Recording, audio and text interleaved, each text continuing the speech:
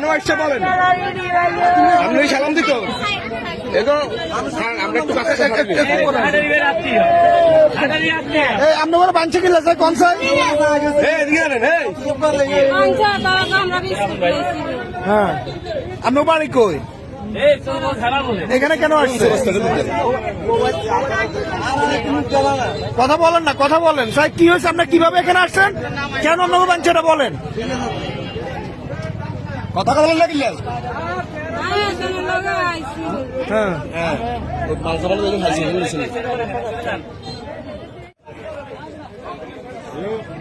আপনারা ডাইরেক্ট ছবিটা লোক ফেসবুকে ছাই দেনছেন যদি এগুলো এগুলো ভাই কি সমুনি আবার কো মাছ দি এগুলো কাছে তার রয়েছে